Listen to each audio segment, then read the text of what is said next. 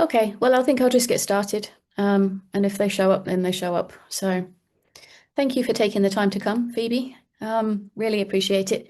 My first one, so bear with me if I make any strange mistakes. Um, so what we're going to do is I'm going to run you through some information on where we're currently at in terms of nutrition in older populations, give you a bit of information on some changes that you could implement for older people in your life, or just to bear in mind for yourself for the future. So something that you might have thought is, oh, I'm in my 20s, I'm in my 30s, I've got 50 years before I'm elderly. But I'm going to hit you with the grim fact of the webinar straight away. So, generally, age 65 is considered the threshold for elderly in most Western countries. So, that usually aligns somewhat with retirement, although we're creeping further and further away from that. And obviously, things like Medicare eligibility for the US, particularly. However, the World Health Organization considers 60 plus as the start of elder age. So, functional health and frailty are increasingly used over chronological age to define care needs.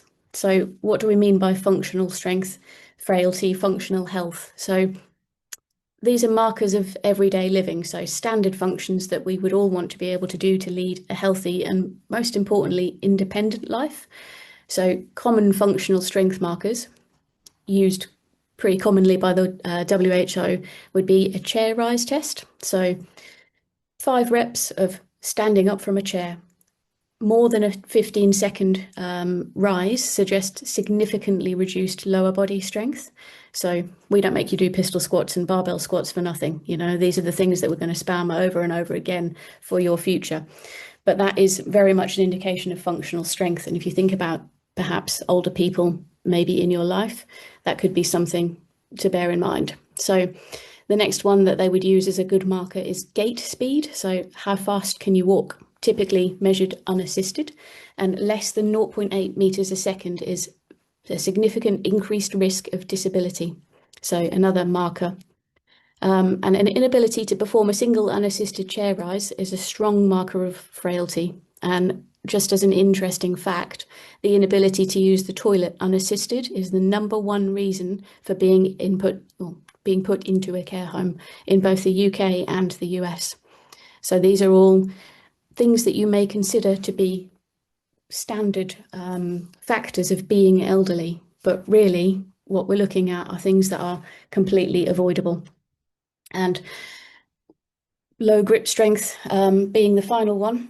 So low grip strength is a real indication of loss of lean muscle mass. So in short, strength decline in older adults is not simply aging, it is strongly mediated by things such as total protein intake, per meal protein dose, total energy sufficiency, and a vitamin D status. The whole point of my nutrition considerations for older adults is what we can actually do about this to begin to resolve or ameliorate some of those issues. So while you may be kind of looking at that for older people in your life, and the talk has a bit more of a focus on care homes, it's just something to think about across the board. So any of the slides that you see here that do kind of indicate care homes, it's a general thing that you can look at. So hi, David, by the way. Thanks for joining us. So we've got some slides here. Hopefully you can see my screen. Give me a thumbs up. Excellent. Okay, so first thing is why older adults struggle with nutrition. So you can see here a few reasons. So appetite drops with age. As we get older, we feel full sooner and there is less hunger signaling. Taste and smell may be dulled, whether that be due to illness, just an aging factor. The body has less reserve, so a short spell of poor calorific intake can trigger a big drop in strength and function. And other factors, so social factors, illness, loneliness, pain, poor dentition, so dental work problems and swallowing changes can all reduce intake very significantly. Okay, so these are the things that you may again associate with just being old, but a lot of these factors are things that we can look at. So the spiral we want to prevent are low intake leading to muscle loss, leading to falls and illness, less appetite and mobility, and more dependency. So living with these things means that they all have a knock-on effect on one another. So if you have a low intake because of poor dentition, for instance, that's going to lead to gradually worse and worse intake of food. Now, age-related sarcopenia, which is muscle loss, begins as early as 4th decade of life. So we're right there, with adults losing approximately 3 to 8% of skeletal muscle mass per decade, which is very, very significant, okay? And the rate of loss accelerates markedly after the age of 60. So this, again, vicious cycle, directly contributing to reduced strength, impaired physical function, higher fall risk, and a loss of independence. Now, again, these kind of hark back to why we're also looking at resistance training, which is why you will come to see us. But in combination with nutrition, these can be really changed. So, aging muscle is anabolic resistant. It needs a bigger hit of protein at each meal to switch on muscle growth and repair. Okay, so whilst we can see that we all know that we need sufficient amounts of protein in our diet, older people actually need more. In terms of data from the UK, average protein intake for adults aged 65 and over is as little as 67 grams per day. Okay, so that's markedly lower on average than in much younger adults. This comes from NHS Dietary Survey reporting, and that reflects what people typically eat. So as we know, that's quite considerably below what is recommended. Excuse me. Intakes below around 1 gram per kilo of body mass per day are associated with greater loss of lean mass, lower grip strength, and slower gait speed. Again, feeding back into all of those things that I told you about at the beginning there. So in terms of calories, recent UK survey data shows that adults aged 65 and over have a total energy intake of average about 1,300 to 1,650 calories a day, with lower intakes in more deprived groups and higher in wealthier groups, okay? So as you probably remember, adult averages be around 2,000 calories for women and around 2,500 calories for men. So those lower overall energy needs do factor into it, and the loss of appetite as people age, but really you can see how very easy it would be for people to drop significantly below calorie requirements, particularly as if they are trying to still be active and if there's any resistance training factored into that at all, okay? So we can implement some targets. So daily protein, we want to be looking at around 1 to 1.2 grams per kilogram of body weight a day, and higher if unwell. So if you can imagine being unwell, your protein requirements are going to go up anyway as your body's trying to repair itself. And you can see that that gives you a bit of a rough idea of what that looks like in an average 70 kilogram. Now, it says resident here, but obviously anybody that you may know, somebody in a care home. Per meal, be looking at 25 to 30 grams of protein at breakfast, lunch, and dinner. So breaking that down into chunks of protein is a lot less overwhelming than just saying, oh, well, you need to eat this much per day. So if we can have a target per meal, it really helps you to hit that threshold each day. And things like before bed, a small protein snack. So what that might look, milky drink, yogurt, cheese, that kind of thing. Okay, so these are some simple kind of targets that you could implement very easily with somebody that you may know to increase their overall protein. What you will often find is that people eat kind of empty carbs, so just having a biscuit, just having a slice of toast. So if you can try and pair carbs with protein, fat, and fiber, so biscuits with cheese, yogurt with fruit, we can easily get those protein counts up during the day. And as you can see there, other high impact wins, hydration systems, so not waiting for somebody to say that they're thirsty. Oftentimes, if somebody is more towards the unwell side, or I don't like the word infirm, but somebody more on that kind of side that needs a little bit more care is not going to tell you that they're thirsty. So it's providing drinks, having something visible, and food as fluid, which we'll go into a bit more in a moment. So these are the basics that we can start to hit, okay? So what to change without overcomplicating it? So building each meal around a protein anchor. So make your protein the first item on the plate. That's where you're looking at getting that 20 to 30 grams in. Now, As you can see here, breakfast is usually the weak link, so fix this first. Again, oftentimes people fall back on having something very simple if they have breakfast at all. So just a piece of toast. Add something into that. So we've got eggs, Greek yogurt, cottage cheese, milk, fish, minced chicken, beans, dairy. You've got so many sources which you can kind of build your plate around. And if the appetite is small, we can use fortified milk, cheese sauce, homemade milkshakes, just to give protein without big volume. And that's also a really good opportunity to get your calories up. So a very calorie dense milkshake, that's something we will often tell you if you're trying to up your protein. Build yourself a very big bulky milkshake, and you could split that into smaller portions if appetite is low. Okay. Next thing would be food first fortification. So that's something that we can all implement if you know somebody that requires this. So things like fortified milk. You can use flavorless protein powder to use in tea and coffee, protein, puddings, soup with milk powder, mashed potato. So these are very palatable, very enjoyable things that can be made very calorific as well if need be. And again, milkshake.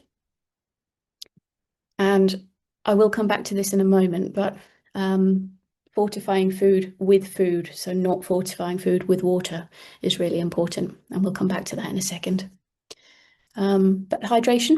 So as we said before, drinks little and often. So you're not relying on your loved one asking for a drink, just assuming that they're going to be thirsty and adding that in, and bearing in mind that with patients or friends and family that may be suffering with dementia, that's not something that they're going to be asking at all. So hydrating snacks and drinks within easy reach. So boosting food. This is coming back to the point about fortifying food. So dysphagia, so problems with swallowing, texture modified diets, so people that may be at risk of choking, avoid the puree trap. So just adding water to food simply waters that food down. You make it into less calories, less palatability, less protein.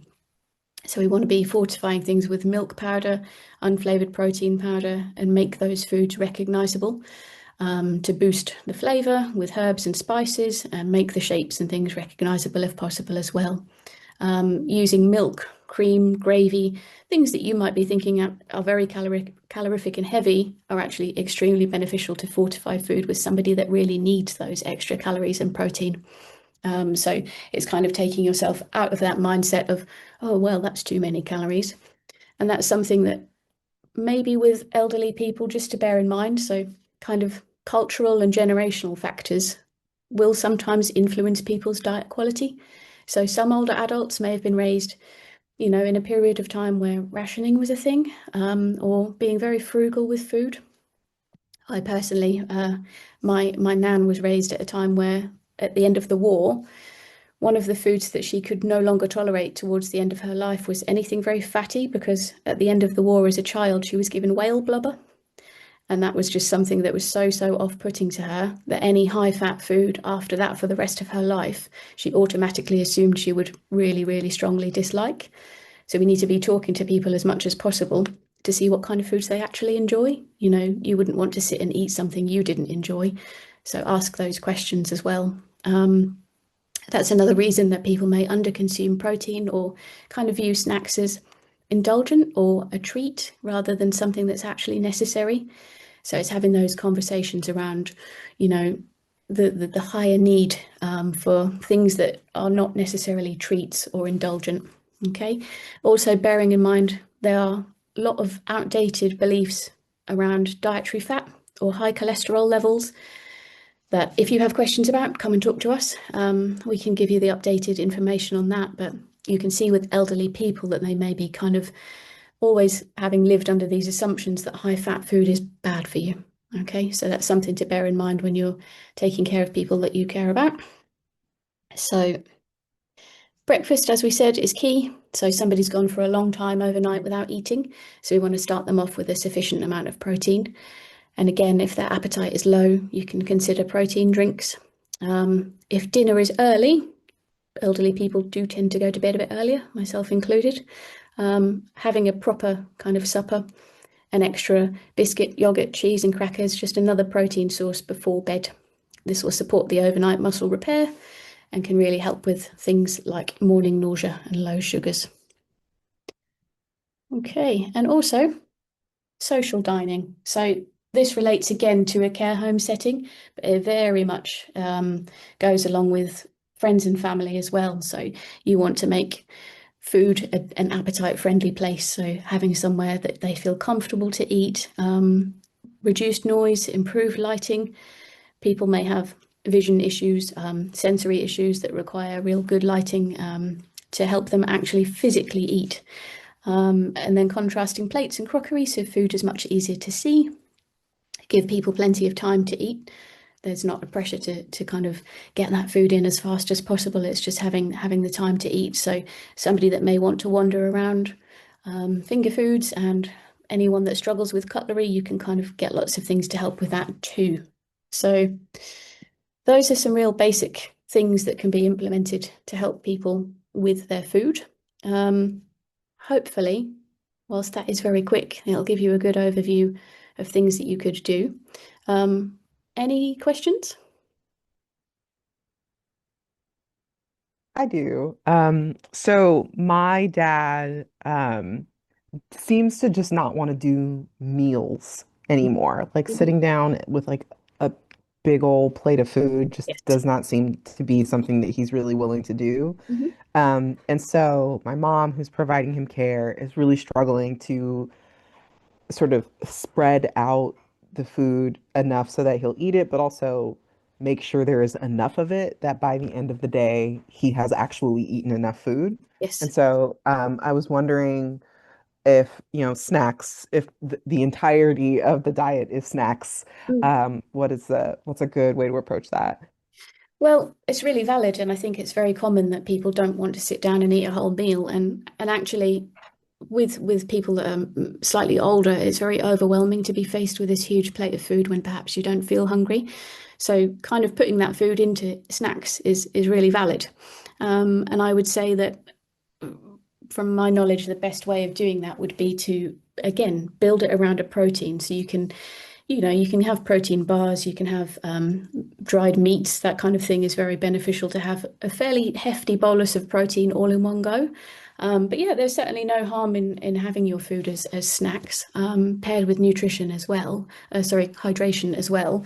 I think probably kind of looking at it as a mini meal. So again, building it around that protein source and providing a lot more protein snacks rather than things that are just lower in calories.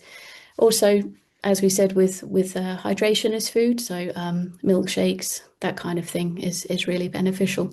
And I think also maybe just giving people kind of permission to eat, whilst you might sort of think, oh, it's really bad to just have snacks all day. At least you are eating. At least you are getting those calories in. And whilst that may not be beneficial to us, for somebody like that, just the very fact that they're having something is better than nothing. So just taking it steady and building it around protein, I would say. Yeah, thanks.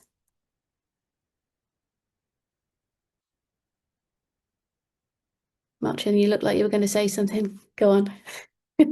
Unmute. Just gonna chime into what you said about the big Please, yeah. bolus of protein.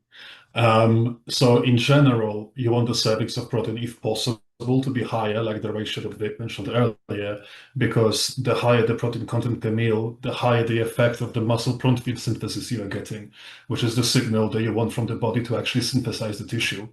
Um, but while you can achieve that by doing 3 different meals of the ratio, you can also create what Vic said, one big bolus of protein. So for example, sitting down and having one meal that's going to have 50 grams of protein in it or 60 grams of protein in it, allows you to take care of that, let's say 70 or 80 grams you look in total in 1 or 2 meals, or one meal and a couple of snacks, but it can potentially also help you with a much bigger magnitude of that NPS signal they are looking for. If you cannot do that because your dad, for example, will just not have like a very big meal in one go regardless, that NPS also will happen in the smaller dosages because it's very similar to how it works with us. Is the total amount of amino acid across the day within your bloodstream that really matters. So the constant, the complete count of protein throughout of the day will matter. So whether he snacks on a bit of dried meat or cheese throughout of the day, or will have 3 equal meals, or will have one massive bolus of protein in a meal and some snacks, all of those will work very, very well. It's just that the ones with a higher degree of protein in them might have like a higher level of being optimal, I would say. But at the end of the day, it's more of a detail that you will have to basically choose by yourself. Yeah, thanks. I actually have a bunch of notes on that a bit more in depth as well, Phoebe, with some kind of information about leucine counts and that sort of thing. So I'll pass that on to you so you actually have all of my notes. Yeah. Any more for any more? Well, thank you very much for putting up with my nerves. I really appreciate the time on a Saturday afternoon. And I have got all of those notes available, and you can have these slides as well. I know that we're recording, so I'll get that all through to you as well. But yeah, that's everything for now. Thanks.